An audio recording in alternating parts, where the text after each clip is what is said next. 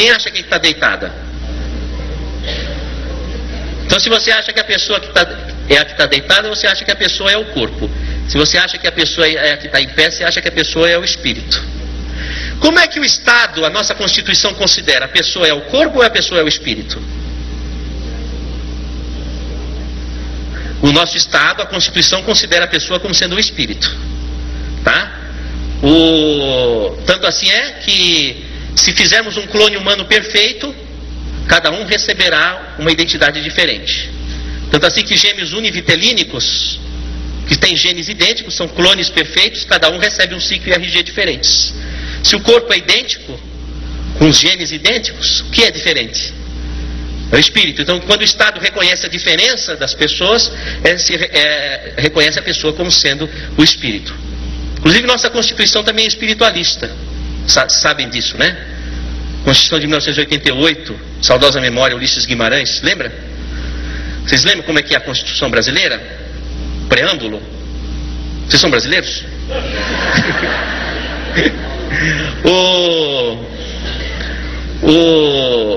Diz assim, na introdução: o Brasil deve pautar suas relações pela paz, diplomáticas pela paz, etc, etc, etc e tal. Portanto, em nome de Deus, promulgamos a seguinte Constituição. Quer dizer, não acreditar em Deus é anticonstitucional.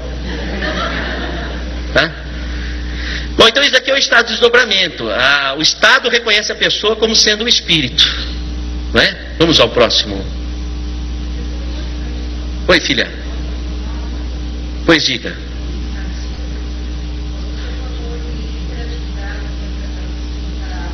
Isso. Ela perguntou da bipolaridade, né? Acontece uma coisa muito curiosa. Existem pessoas que têm o transtorno bipolar. Em essência, são pessoas que trazem no espírito uma dificuldade de se centralizar.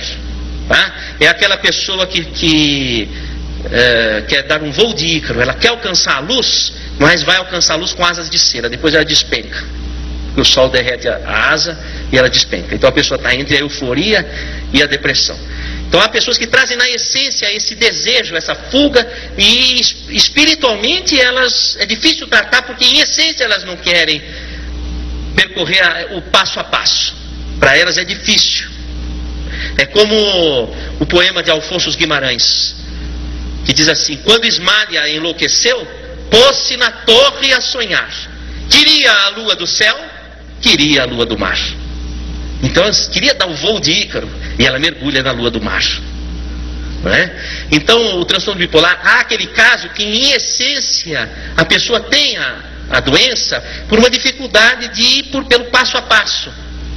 Não é? Como diz assim: preferiu ser rainha no manicômio do que lavadeira na vida real. Então há essa dificuldade. Agora, há pessoas que apresentam uma mediunidade muito acentuada, que não foi trabalhada, e a pessoa, porque a mediunidade é como uma árvore, vai abrir uma copa para o além. Você sabe que a árvore é um ser astrofísico, ela depende dos astros, do sol, da lua, para poder se desenvolver. Então a copa se abre para o além, mas não abre uma copa se não tiver boa raiz. Então muitas vezes a pessoa, ela explode a mediunidade na adolescência, abre uma copa sem raiz. O que vai acontecer com essa pessoa? Ela não consegue sustentar a sua identidade, porque ela capta uma porção de identidades e não consegue sustentar a sua. O primeiro espírito que você precisa receber é você mesmo. Por isso que a Lucy o que a Lucy está fazendo? Procurando receber ela mesma. Já recebeu tanto espírito a vida toda? Agora está na hora de receber ela mesma. É formar a raiz. Então, a questão é, quando a pessoa ela vai abrir a copa pro além, ela precisa ter raiz, você precisa estar com a sua identidade bem firmada. A pessoa começa, explode a mediunidade na adolescência, não é dado estrutura para a pessoa daquilo que ela deve realizar, a missão dela, em todos os sentidos, dentro daquele contexto, para não acontecer de sofrer como a Lucy sofreu.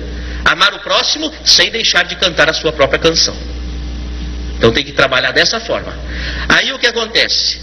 Não trabalhando dessa forma, a pessoa, ela caminha, e eu tenho percebido isso, ou vai para o transtorno bipolar, ou vai para a epilepsia. Então existem epilepsias, e existem transtornos bipolares, que Existem casos que a pessoa não tem a doença em essência, mas são médiums sintomatas.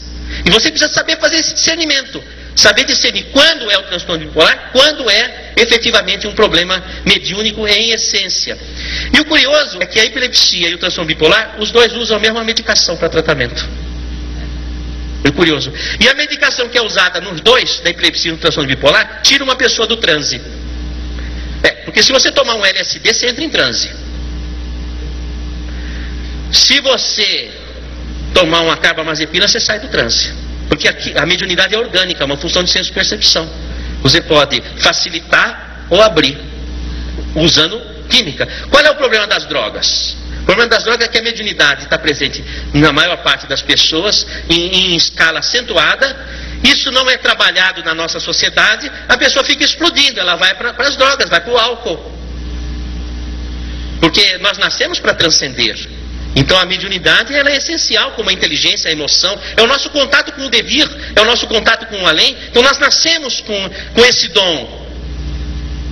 Inclusive Santo Agostinho, ele que almejava a felicidade, ele dizia: a felicidade está quando a pessoa consegue cumprir as bem-aventuranças do Senhor na montanha. Bem-aventurados os humildes, porque deles será o reino dos céus. E assim vai, as bem-aventuranças puros de coração, os mansos e pacíficos. Mas ele dizia: não é possível se cumprir as bem-aventuranças se não tivermos o dom espiritual, ou seja, a mediunidade, que é o que nos permite um contato com a espiritualidade de luz, local que ainda não estivemos, porque nós já estivemos nas sombras, mas não estivemos ainda na luz. Então como é que você vai ter o desejo de estar na luz, que é um lugar que você nunca experimentou?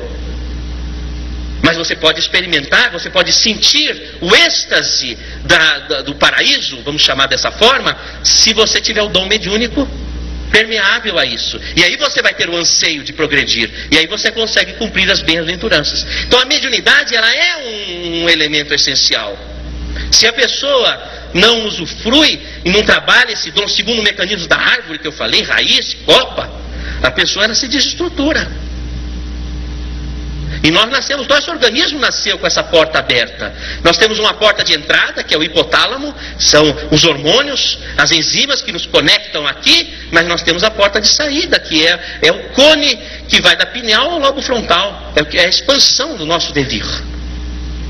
Aqui é onde é produzido o ectoplasma.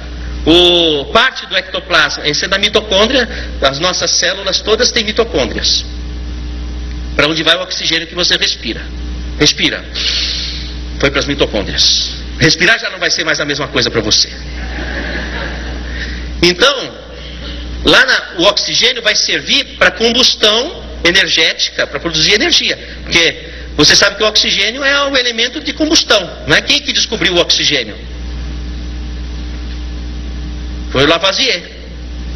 O Lavoisier ele trabalhava na casa de pólvora. Ele queria saber como que descobriu o fogo. Porque uma coisa que ele não queria na casa de pólvora era fogo. E aí ele descobre o oxigênio. Então, o oxigênio vai produzir, vai entrar em contato com o metabolismo, vai produzir energia. Então, parte dessa energia vai se juntar com a energia vital que já vem pelo oxigênio, porque quando a planta capta o oxigênio para fazer a fotossíntese, ela capta também a luz do sol, e a luz do sol vem com o prana, que é a energia vital. E a planta vai acoplar o oxigênio ao prana. Então quando você respira o oxigênio, você já respira com o prana. Então vem o prana aqui para dentro da mitocôndria e se junta com a produção calórica e forma o ectoplasma. Então o ectoplasma é um produto do prana, que é uma energia espiritual, e de uma energia metabólica biológica. Por isso que o ectoplasma ele é uma energia que permeia a comunicação entre o mundo espiritual e o mundo corporal, porque ele tem as duas fontes. Então ele permeia. Então aqui é que é produzido. E o interessante é que os cristais da pineal começam a ser formados a partir da mitocôndria. É a partir dali que começa a formar. Então tem até uma coincidência nesse sentido. Próximo, por gentileza. Aqui é o seguinte: fazendo uma tomografia funcional de um paciente em desdobramento, ele apresenta um aumento de circulação aqui na região da pineal e do tálamo. Ó, tá vendo? Ó? Veja, pineal faz parte do tálamo, pineal é epitálamo, tá? Faz parte dessa região do tálamo. Então, essa região aqui está aumentada. Vamos ver o próximo? Olha que engraçado, isso aqui foi feito lá no Hospital do Coração.